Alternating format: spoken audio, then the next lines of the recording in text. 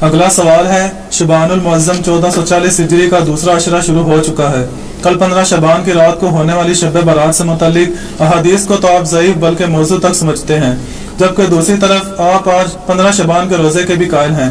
جب 15 شبان کی رات کی وہ فضیلت ہی ثابت نہیں تو 15 شبان کا روزہ کہاں سے ثابت ہو گیا؟ تو یہ دو الگ باتیں میرے بھائی، ان کو کمپیئر نہ کریں۔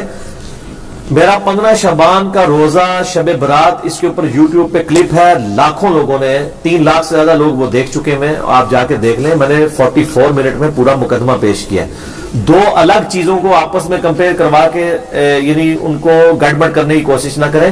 اصل ایشو یہ ہے کہ جو 15 شبان کا روزہ ہے یہ الگ سے ایک عبادت ہے، اس کا تعلق شب برات کے ساتھ نہیں ہے۔ شب برات والی روایتیں کمزور ہیں، وہ آپ یوٹیوب پہ میرا کلپ دیکھ سکتے ہیں۔ 15 شبان کا روزہ اس کی الگ سے فضیلت آئی ہے، شب برات کی وجہ سے نہیں، الگ سے۔ اس میں نے بتایا، چلے اب میں دل جوئی کے لیے، چونکہ اب آج ماحول ہے، آج خود بائی چانس ہی آج 15 شبان 1440 ہجری ہے، تو میں بتا دیتا ہوں۔ دیکھیں سنن نسائی میں ایک حدیث ہے، نبی اسلام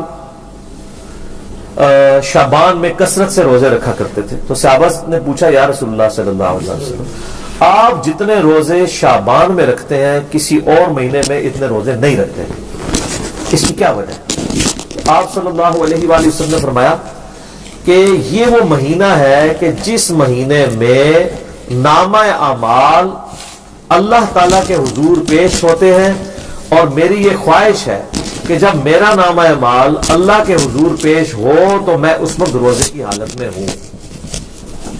شعبان میں اس لیے میں کثرت سے روزے رکھتا ہوں کہ شعبان میں نامہ اعمال اللہ تعالیٰ کی بارگاہ میں پیش ہوتے ہیں۔ میری خواہش ہے کہ جب میرا نامہ اعمال اللہ تعالیٰ کی بارگاہ میں پیش ہو تو میں روزے کی حالت میں ہوں۔ حتیٰ کہ بخاری و مسلم میں حدیث ہے کہ نبی صلی اللہ علیہ وآلہ وسلم شعبان المعظم کے پورا مہینہ میں ہی روزہ رکھا کرتے تھے، پورے مہینہ۔ ایک حدیث میں بخاری مسلم کی آتی ہے کہ اما عائشہ سلام اللہ علیہا کہتی ہے کہ نبی علیہ السلام شعبان میں کثرت سے روزے رکھتے تھے، اور ایک حدیث صحیح مسلم کی آتی ہے کہ پورا مہینہ ہی روزہ رکھتے تھے۔ اچھا، البتہ صحیح مسلم میں ایک حدیث ہے کہ نبی صلی اللہ علیہ وآلہ وسلم نے فرمایا کہ کوئی شخص بھی رمضان سے 2-3 دن پہلے روزہ نہ رکھے، یعنی رمضان کو پروٹوکول دے نا کہ وہ مطلب روزے رکھنا تھا، رمضان کے لیے وہ روزے روک لے، لیکن آپ نے ساتھ اجازت دی کہ اگر کوئی شخص پورے مہینے کے رکھ رہا ہے اس کو اجازت ہے، لیکن کوئی خاص آخری دنوں کو نہ، آخری عشرے کو ٹارگٹ نہ کرے تاکہ رمضان کا پروٹوکول برقرار رہے۔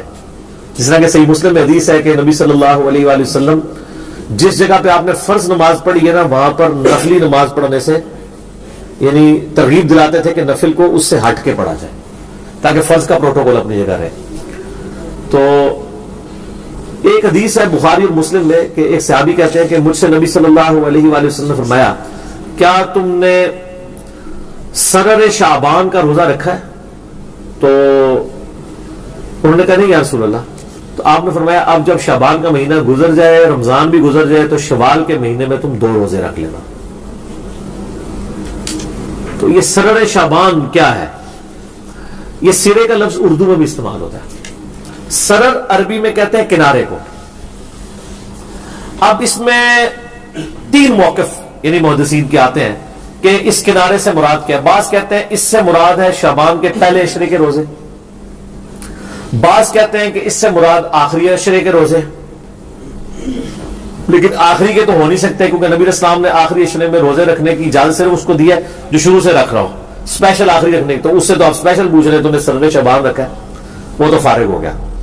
پہلے والا سرا بھی نہیں ہے، اس کی وجہ یہ ہے کہ صحیح مسلم میں ایک حدیث ہے، نبی علیہ السلام نے کیٹاگوریکل فرمایا، کیا تم نے اس مہینے کے سرہ میں روزہ رکھا ہے؟ سرہ عربی میں کہتے ہیں ناف کو، ناف سینٹر میں ہوتی ہے، آلموسٹ سینٹر آف گریوٹی ہوتا ہے بندے کا، وہ نماز میں بھی آتا ہے نا، تحت السرہ فوق السرہ، ناف کے اوپر ناف کے نیچے۔ تو اس میں الفاظ ہے سرہ کا روزہ رکھا ہے، سینٹر کا۔ تو انہوں نے کہا نہیں یا رسول اللہ۔ تو آپ فرمایا پھر یعنی شوال میں 2 روزے رکھنا۔ تو سرہ جو ہے نا جی وہ 15 ہی بنتی ہے سینٹر میں، اور ویسے عمومی سنت بھی ہے، بخاری و مسلم میں یہ حدیث موجود ہے کہ نبی علیہ السلام فرمایا جو مہینے میں 3 روزے رکھ لے وہ گویا ایسا ہے کہ روزانہ روزہ رکھنے والا ہے۔ اور بخاری مسلم میں یہ بھی حدیث موجود ہے کہ نبی صلی اللہ علیہ وآلہ وسلم مہینے میں 3 روزے رکھا کرتے تھے. اور سنن نسائی کے اندر ابو داؤد میں حدیث موجود ہے کہ آپ صلی اللہ علیہ وآلہ وسلم چاند کی 13, 14 اور 15 ہر مہینے کی روزہ رکھا کرتے تھے. تو اس میں 15 شبان تو ویسے ہی آ جاتا ہے. 15 شبان سے کون سی چیڑ ہے؟ 13, 14, 15 ان کو ایام 20 کہتے ہیں. ایام 20 وہ ہوتے ہیں جس میں خوب چاند روشن ہوتا ہے, یعنی گول ہوتا ہے, خوب چاند روشن ہوتا ہے 3 دنوں میں, 13, 14 اور 15.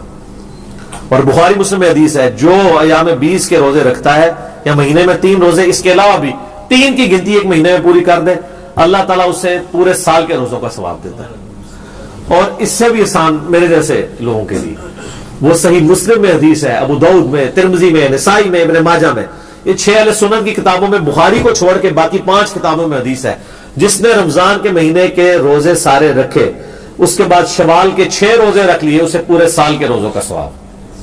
کتنا آسان ہے.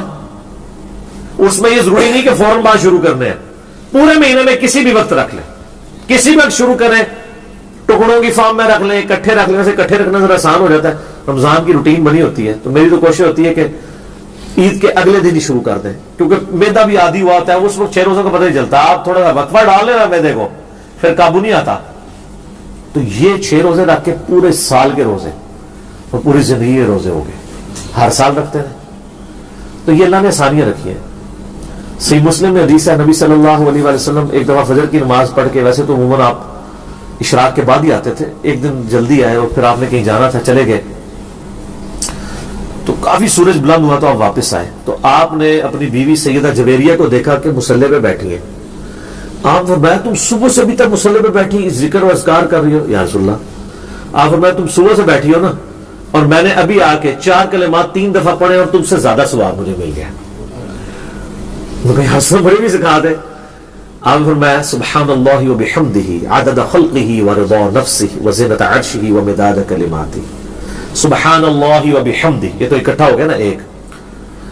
عدد خلقہ, اس کی یعنی اللہ کی تعریف اس کی جو مخلوق ہے اس کی تعداد کے برابر, و رضا نفسہ, اور اس کی رضا کے برابر, و زینت عرشہ, اور اس کے عرش کے وزن کے برابر, وَمِدَادَ كَلِمَاتِ, اور اس کے کلمات کی تعداد کے برابر.